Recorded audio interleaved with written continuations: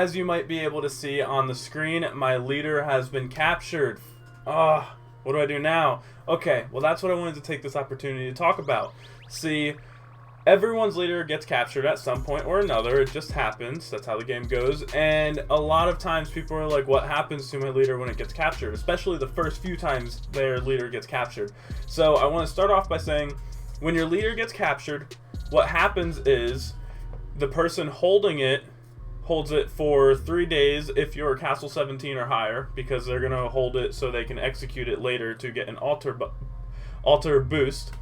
Anyway, so while your leader is captured and it's not in your castle, then you cannot gain any of the abilities from your gear and the enhancements and stats towards anything you do in your castle for the time that your leader has been taken / is dead. So basically, you can't really start any researches or constructions, at least not any big ones, because you're not going to be able to get those boosts to make those a shorter wait time. And you really don't want to start any of your big researches or big constructions while your leader is taken without those gear parts, because it's just going to make you wait a whole lot more time. So you're really kind of stuck in a bind. However, there's some upside to it. There's not an upside at all, my bad. It's not an upside, but there is definitely something you can do about it. First off, please do not start begging the person or whining to the person or calling the person a bunch of names, because first of all, that's very childish. That's not going to get your leader back. I have had so many people do that to me. When I'm attacking and holding someone's leader, they'll either start sending me messages being like, can I please have it back, please? I'm a new player. Like, it doesn't matter. That's not going to get it back for you. Maybe if you're really nice and you start praising my attacking style and stuff, then I might end up letting your leader go. But typically, it's not something I do. It's just if I'm feeling nice and I feel like the person is really respectful and that they deserve their leader back by the way that they were talking to me. So, second, definitely do not start sending threatening messages, because that's a big problem. For some reason, everyone feels like they can send whatever they want on this game. People will say your mom is a whore and all kinds of stuff, and it's rude, obviously. This is a game. This is a feature of the game. Why are you getting so pissed off about the game? So don't do that. No one respects that. No one respects players who do that. It's not going to get you your leader back. Not even give you a reasonable ransom to go ahead and get your leader back. That's what I want to talk about next. So, when someone is holding your leader, they have two options. One, they can hold it for the entirety of the time that they have it for, and that's labeled when you click on your leader. See, awaits execution 2 days. It doesn't tell you the hours until the last day. But they can either hold it for the entirety, or they can set up a ransom like they did here. In my case, the guy set up a ransom for 50 million gold, and personally, I'm not going to pay that. I'll wait the 2 days because resources are really important in later aspects of the game. So when you have T4, you're going to wish that you didn't buy your leader back every time it got caught, especially because I'm not too active on this account anyway, so I'm not doing a whole lot of big researches and big constructions constantly to where I need my leader. I can go 2 days without attacking, I can go 2 days without starting another big research, and I don't have to worry about my constructions too much. So I'm not going to buy it back. And I definitely don't think you should ever open packs to buy it back if you have the packs to do so, because I do. I have the gold to buy it back if I wanted to. Not readily available in my castle at the moment, but if I open packs, I could.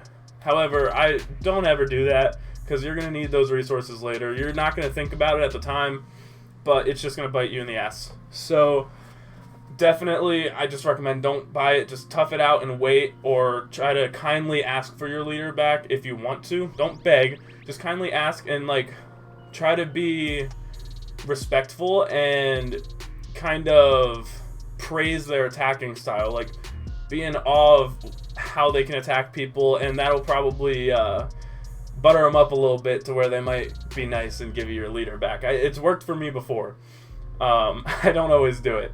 In this case, I'm not going to, because there's no real reason to. He attacked my 350k troops that are T3 with his 250k T4. That's not too impressive. I do that all the time. Anyway, so That is what happens when your leader gets taken. Those are your options to get your leader back. In the meantime, you're stuck, like I was saying, and you can't really do much. What you can do is you can still do Colosseum. That's not affected at all. But you can't even... Wait, can you do these?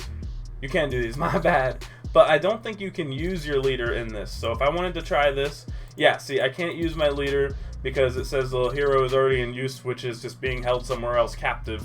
So I can't use her. However, I can use all my other stuff. I can still go through those, and if I have those levels complete already, I can go and use my 10 times on it, and that's all fine and dandy.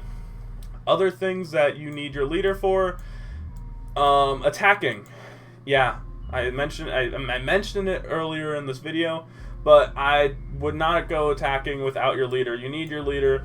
I mean, if you're attacking really small castles, that's fine, but if that's not the case and you're actually trying to take on real opponents, don't go attack. Just don't. Wait until you have your leader. Hey guys, it's me again. I totally forgot something about the video. I'm sorry I'm in a different shirt. It's another day. I know it's a little awkward just kind of throwing it in there. But I forgot this and I wanted to make sure I included it. Okay, so when your leader is taken, which I guess I've gotten mine back now. I'm actually surprised to see that. But what you can do as another alternative is you can set a bounty on your leader. Setting a bounty on your leader is not necessarily something that I would do, but sometimes people will put a ridiculous ransom on your leader, like 200 million gold, and obviously you might not have that, but if you go ahead and throw 30 million gold on, that might be enough incentive as a bounty for another player to come and attack that player and release your leader. That's the only other alternative, and I really didn't want to finish up the video without adding that in because I felt like I would be gypping you guys and that you would be wondering, wait, what about that? So I wanted to make sure I threw it in.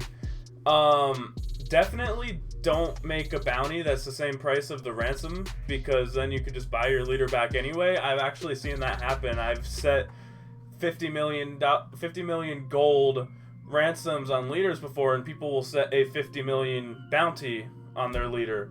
And I just don't understand that. You could get it back instantly. Why are you going to go and do that?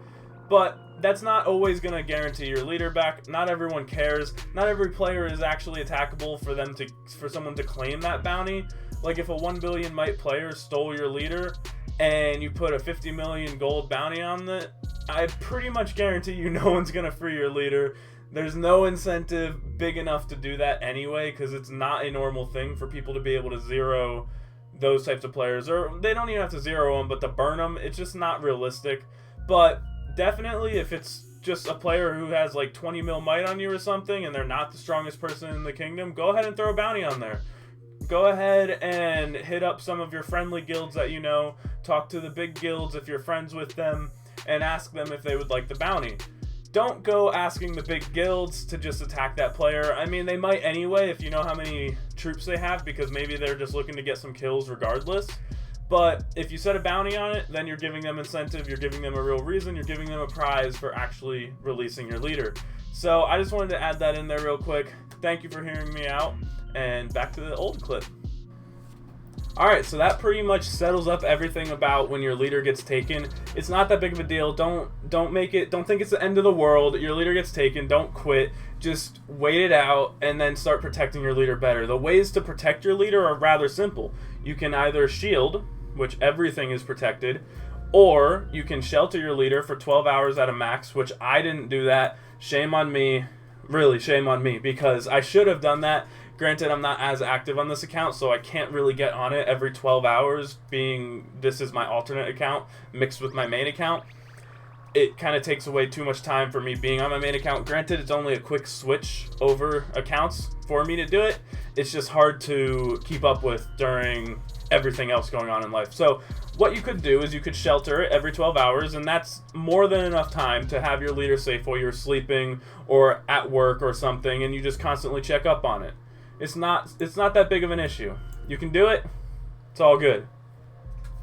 Other ways to keep your leader safe are you can go ahead and send your leader into a Darkness coalition with some of your troops, which is also a recommended thing to do. Granted, Darkness coalitions only last for 8 hours, the shelter lasts for 12 hours. So with your leader, you generally want to put it with the 12-hour shelter instead because it lasts longer.